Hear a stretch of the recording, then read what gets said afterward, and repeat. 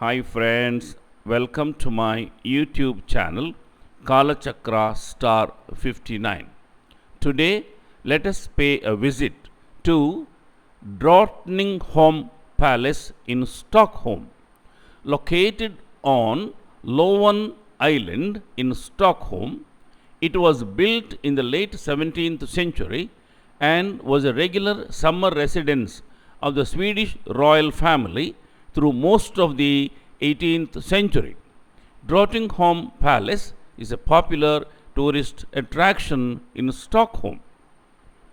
The story of Drottningholm begins in the 16th century.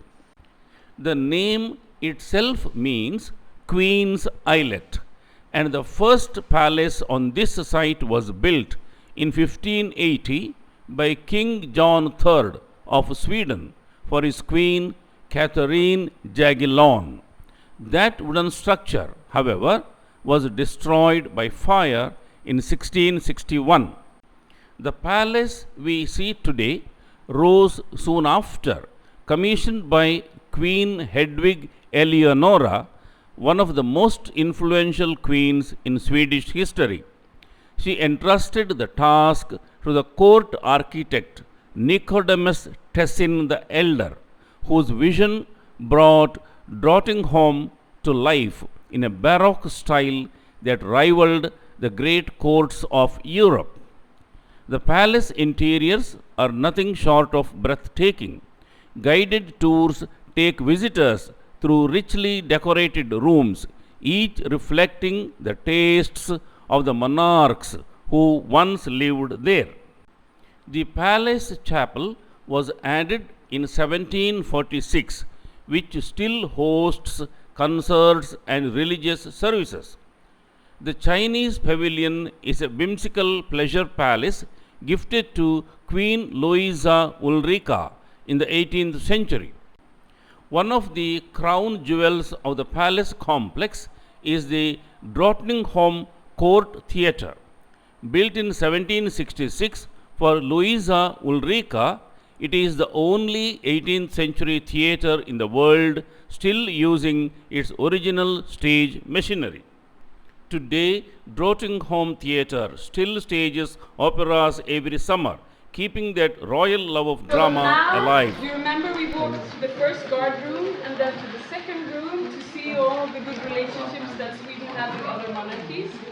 Now we are in the room of the Queen. So finally we have reached the room of the Queen. And in the time of Hedwig Eleonora, she used to sit over here on her chair with like a baldachin on top of her. Both the chair and the baldachin, they were gone, but the paintings are still here. So here we see Hedwig Eleonora. She's a young queen, and she has the portrait of her son on her lap, because she is reigning for her son, which is to be called the 11th. So because her husband is called the 10th, her son is... So she was a mighty queen that actually had a lot of money, and she also renovated a lot of palaces. What Drottningholm is one of them. So here you can see Drottningholm, the drawings, and Strömsholm and Gripsholm. And time moves on, and then we have her son. He's growing up and becoming called 11. So here we have this, when she's leaving the power to... It's all these little animals, you know, the parrots. So that's a very royal symbol. But a prince needs a princess, right? So he is getting married to a Danish princess. You remember Denmark and Sweden being arch enemies? It's good to marry a Danish happy. So they got married in here with Ulrika and Denmark and called 11. And also time moves on and they have some children. But at the time, you know, in the 1600s and 1700s, and also in a lot of parts of the world, they didn't have so much medicine, and a lot of children passed away. So, I mean, even if you were a king and a queen, there were no antibiotics in the 1600s. So they had a few children that actually didn't live so long, so they are actually included in this painting, which is quite nice. But they had 3 children that survived, and the middle portrait is of Karl the 12th, which is the son of Karl the 11th. So he is the king to be. So here we can see the symbol of Moder Svea, that's Sweden, that continues to give the power of the monarch to the next generation. So she is giving the crown to him. And at the time of Hedvig Eleonora, she had her share here, as I mentioned. And you were coming in, and maybe you had a reason to talk to her. But there is another room. In 1991, Drottningholm Palace and its grounds were declared as UNESCO World Heritage Site, recognized as one of the best preserved royal residences in Europe. So this is the state bedchamber of Hedvig Eleonora. So why a state bedchamber? Yeah, because Hedvig Eleonora, the young dowager queen, she received her guests in here. So if you were specially invited, this was not used as a bedchamber like in its own mention, but she never slept with people in here, and everything in here is just symbolism. So everything symbolizes her marriage with Karl X. If you see up here, this medallion has two candles. So one candle is lit and the other one is blown out. And that symbolizes also that Karl X's life has ended, but she is still carrying the torch. So she is still carrying his name, and she's reigning in his name and also in her son's name. Because women at the time, yeah, it's hard for the bad things to cut this thread of life. And also I want to mention that Lovisa Ulrika, the mother of Gustav III that we see here, she actually used this as her bedchamber. Drottningholm Palace still remains both a functioning royal home and a cultural monument open to all. The palace is Their Majesties, the King and Queen's permanent home residence. The rooms in the southern wing of the palace are reserved for this purpose. The rest of the palace and grounds are open to the public year-round. This green cabinet leads into Queen Lovisa Ulrika's private apartment with living rooms, writing rooms, libraries and museum rooms, which were created in the mid-18th century. The green cabinet was completed in 1747 with green silk-covered walls and wooden panels in white and gold. Architect Carl Harleman designed this new interior. Here you see the pastel portraits of Queen Lovisa Ulrika, her husband King Adolf Frederick, their children Crown Prince Gustav III, Duke Karl XIII, Duke Frederick Adolf, and Princess Sophia Albertina. From here, we gradually move towards the library room. The room was commissioned by Queen Lovisa Ulrika after an extensive renovation in 1747. The wings had another story added, creating a number of new rooms. These rooms were intended to accommodate the Queen's collections of art, books and natural history specimens. This room was first intended as a mirror gallery for the Queen's museum collections. Around 1760, work began on transforming the gallery into this library. The library's book collection was extensive, and the last major catalogue from 1797 lists 2,530 works in 7,418 volumes, roughly the number of books shown here today. The books are nowadays managed by the Swedish National Library. One of the scientists who helped Queen Lovisa Ulrika organize and catalogue her collections at Drottningholm Palace was botanist Carl Linnaeus.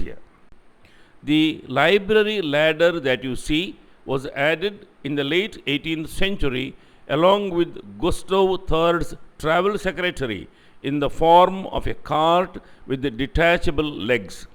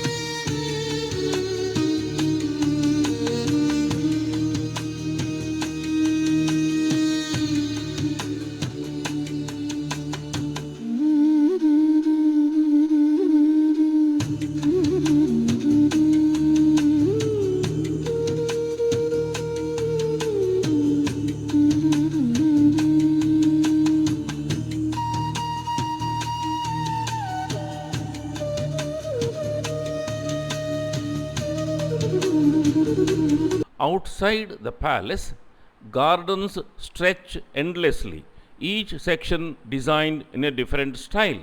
There are two main gardens, the Baroque garden and the English garden. Karl X Gustav was one of the greatest field commanders among the Swedish kings, most famous for his near complete invasion of Denmark by crossing the narrow sea. Karl X Gustav was hailed as an experienced man of warfare and a highly skilled tactician. He died quite young, aged only 37, and was King of Sweden barely for 6 years.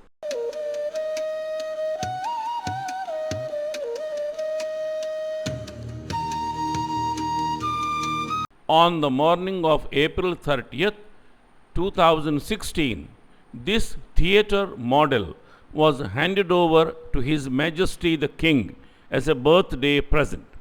This is a scaled down model of the stage of Drottningholm Palace Theatre. The creators of the model are Munir Warda and Adam Wethelm. At the ceremony, a concert was held with artists and musicians from the Drottningholm Court Theatre, and a performance with watercolor figures was performed using the model.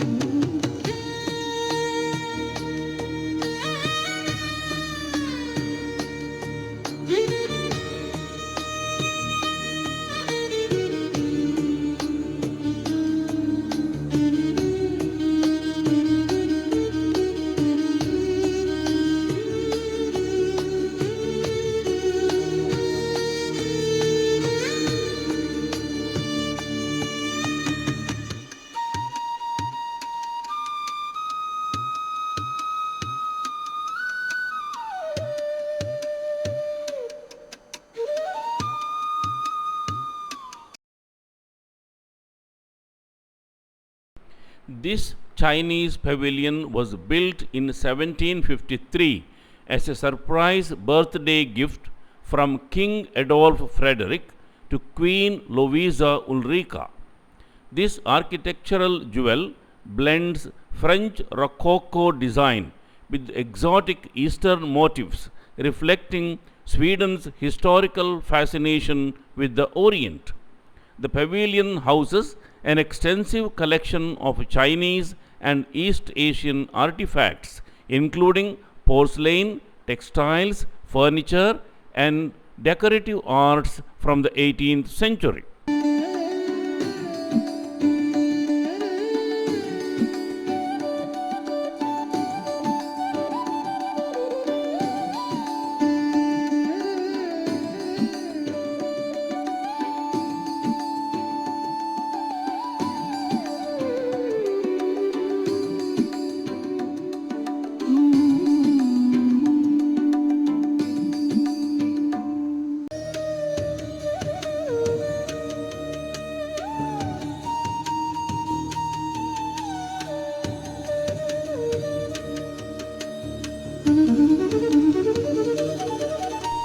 In 1897, King Oscar II celebrated 25 years on the Swedish throne.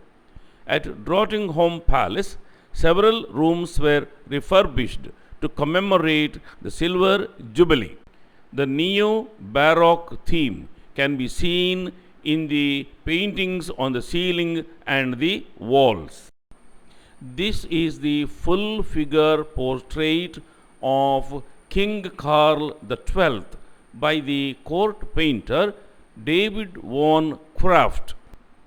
This is located in the Hall of Generals in the Drottningholm Palace.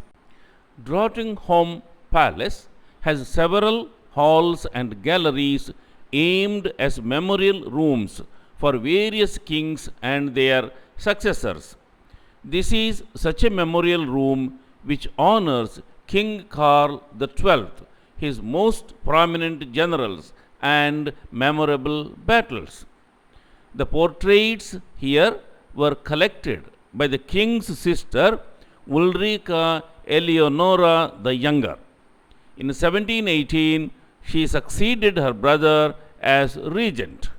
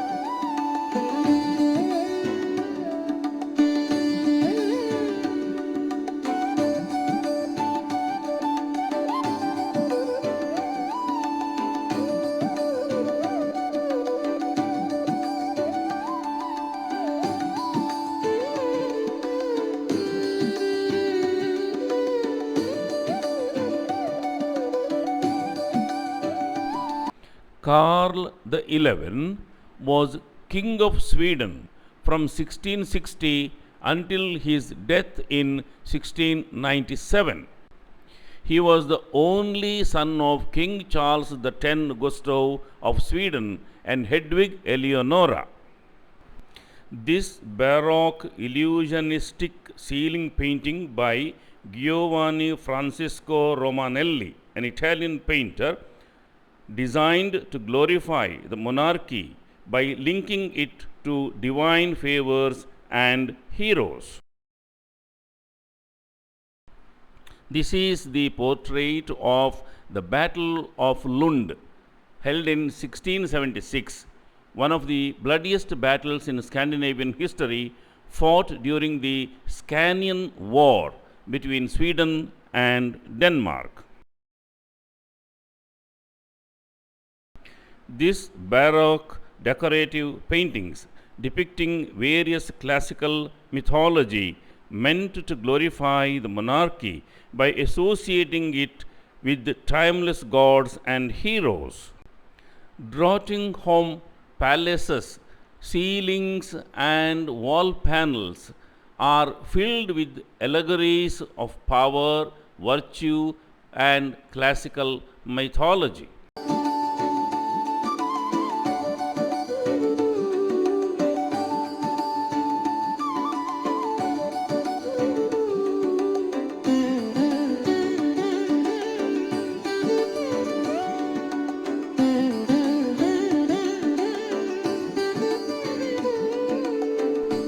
This is the portrait of King Charles XIV John, the founder of the Bernadette dynasty. These are the portraits of King Charles XV and the Crown Prince Oscar. This is the portrait of King Oscar I, dressed in a naval officer's uniform with gold epaulets, a bright red sash, and a sword at his side, by artist Carl Theodor Staff.